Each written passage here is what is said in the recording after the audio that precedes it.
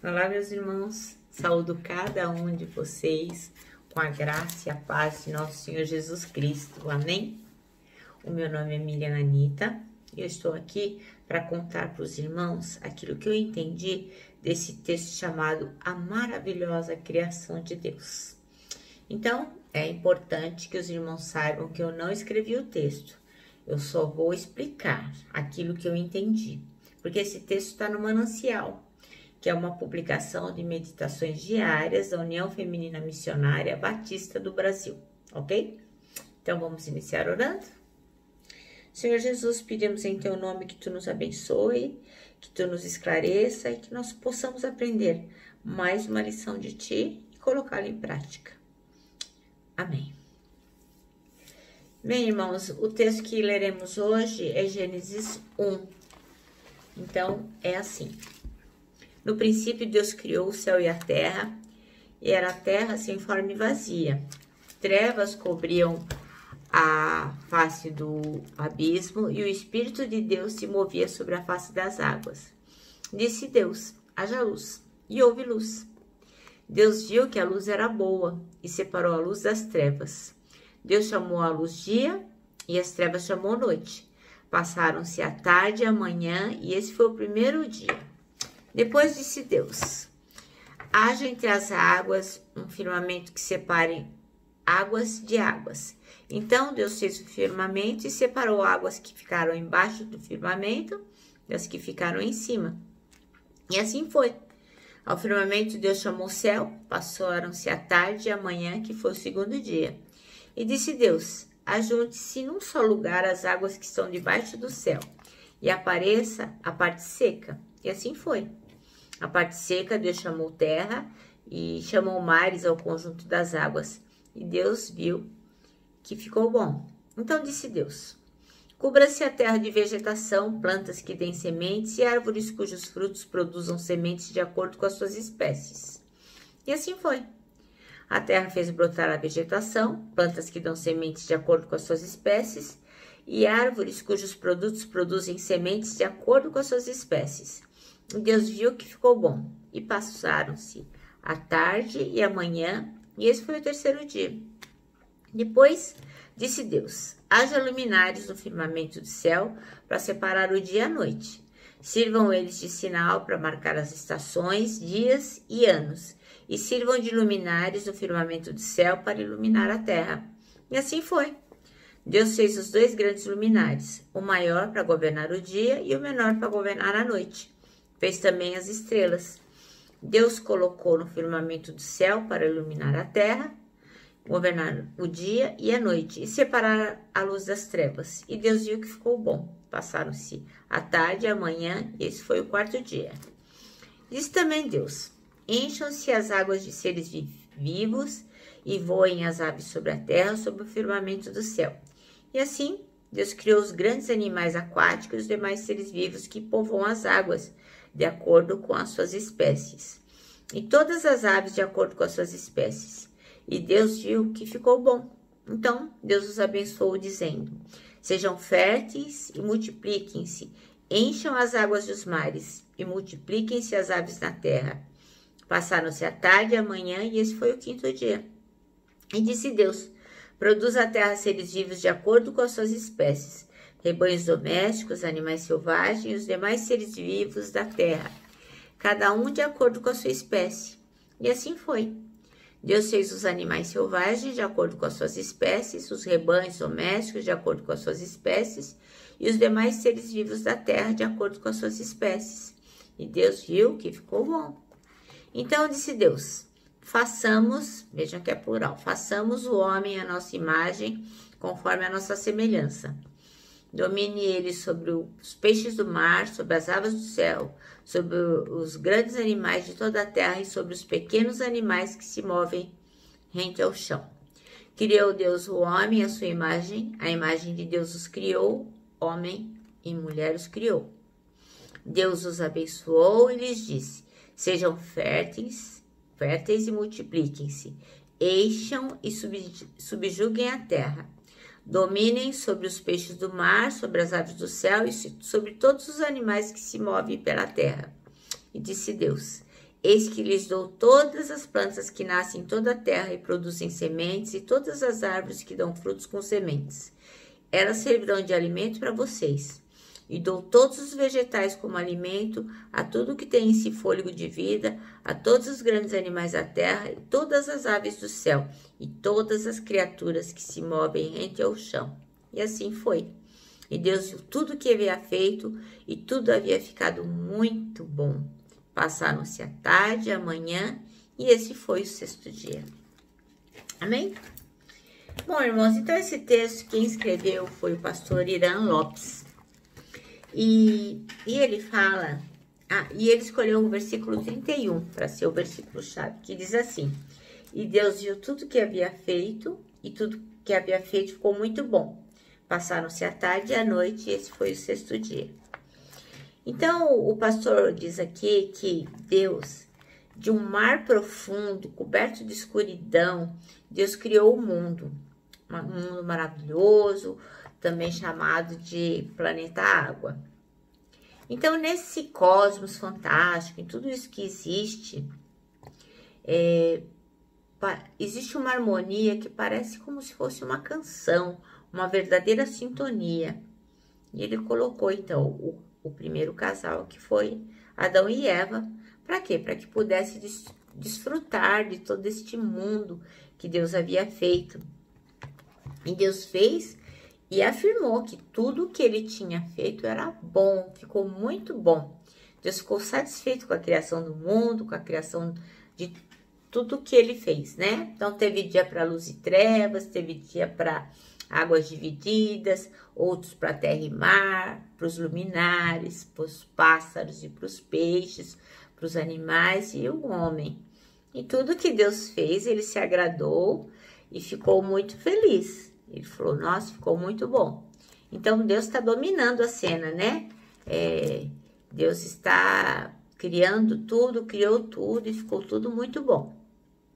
Então, a partir dessa criação, a criatura, que no caso seria Adão e Eva, passa a viver aqui, a desfrutar, mas com o tempo, em razão da associação do homem com o diabo, tudo muda. Tudo muda, entra o pecado, é como se Deus tivesse virado as costas para o Criador. Então, aí, a terra passou a viver uma situação muito difícil, e o homem também, porque a terra passou a viver um caos, tanto verticalmente como horizontalmente. Então, assim, Deus tinha feito o homem um ser espiritual, que estava apto para a imortalidade, para desfrutar tudo que ele tinha feito. Um ser que era um ser moral, porque ele se assemelha a Deus. Então, Deus tinha pensado de tudo, fez do homem um ser intelectual, porque ele tinha capacidade de decidir, de governar, de dar nome aos animais, de fazer o seu melhor. Mas o homem acabou não valorizando tudo isso e acabou se associando com o inimigo. Então, o que aconteceu? O mundo foi transformado num mar de lama pecaminoso. Então, assim, o texto diz que o pecado acabou entrando em muitas igrejas. Então, muitas coisas que não eram antes admitidas passaram a ser normais. E as pessoas passaram a dar vazão aos seus instintos da carne. Então, assim, muitas pessoas que se dizem cristãos, muitas pessoas cristãs, né, que se autodenominam cristãs, elas vivem uma vida que não é condizente com o quê? Com a palavra de Deus, né?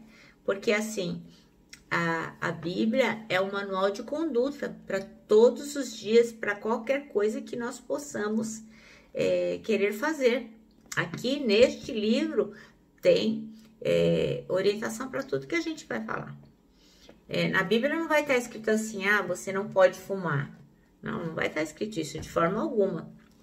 Mas vai estar escrito lá que o seu corpo é o templo do Espírito Santo.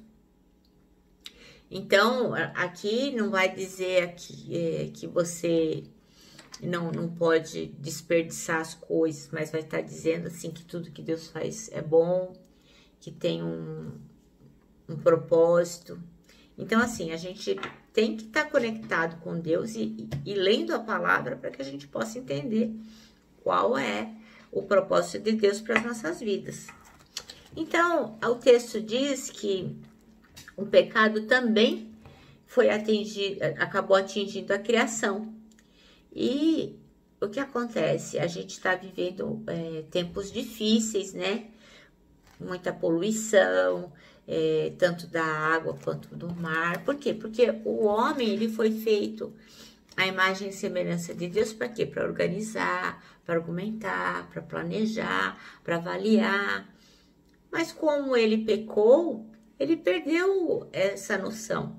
Então, ele foi feito para honrar o que era bom, o que era verdadeiro, o que era bonito, conforme Deus tinha colocado no coração dele.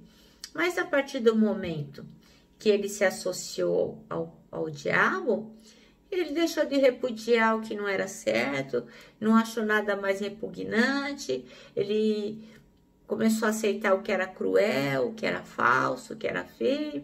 E é por isso que a gente vê o nosso mundo assim tão degradado, né? Porque as pessoas realmente não se importam. Então, os cientistas hoje nos advertem sobre a destruição do planeta.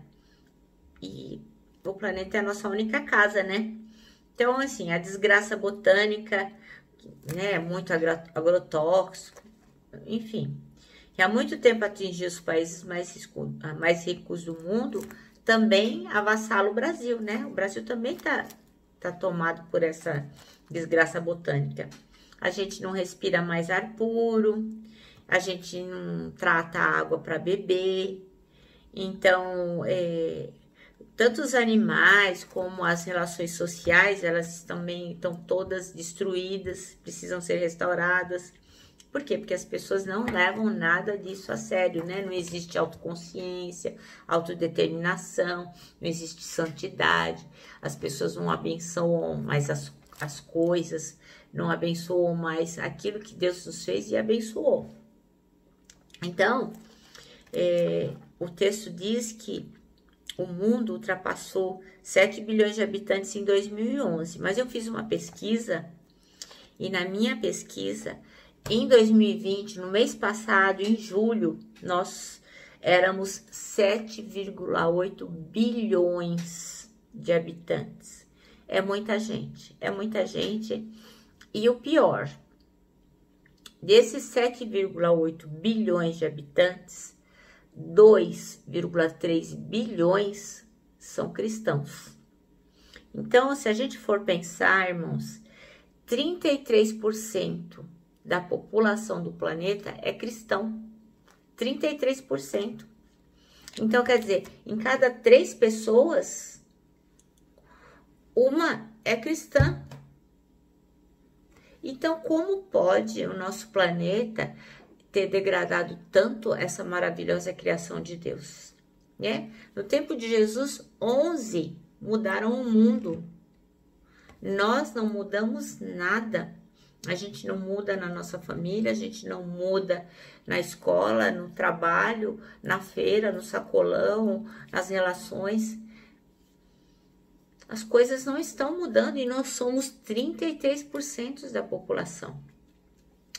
Então, assim, o mundo está sendo destruído porque a gente não recicla lixo, a gente não se importa com a natureza, a gente...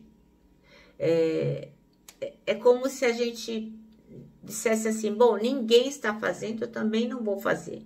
Mas nós somos cristãos, irmãos. Nós temos que tomar conta do nosso planeta, tomar conta dos irmãos que sofrem. Porque o pecado também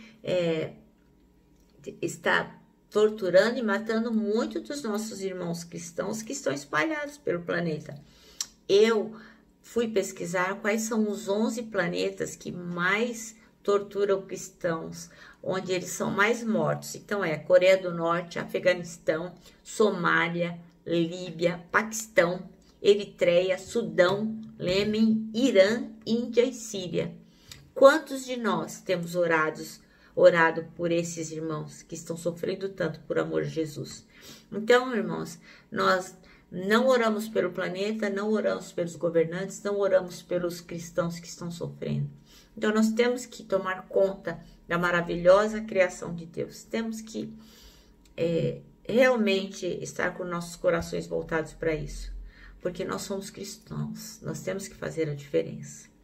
Bom, irmãos, o nosso manancial termina assim, que Deus criou o universo e o fantástico planeta Terra, onde também criou a vida, pois só dá vida quem tem vida. E nós temos vida, nós temos Jesus Cristo e nós temos que fazer toda a diferença em qualquer lugar que nós formos, em qualquer lugar. Então fica aqui, eu termino aqui essa pequena reflexão, lembrando os irmãos que nós somos 33% da população que é cristã, que se diz cristã, e nós temos responsabilidade sobre isso. Termino com um abraço fraternal, o abraço de ursa e lógico, com a nossa palavra de ordem, que é saudades.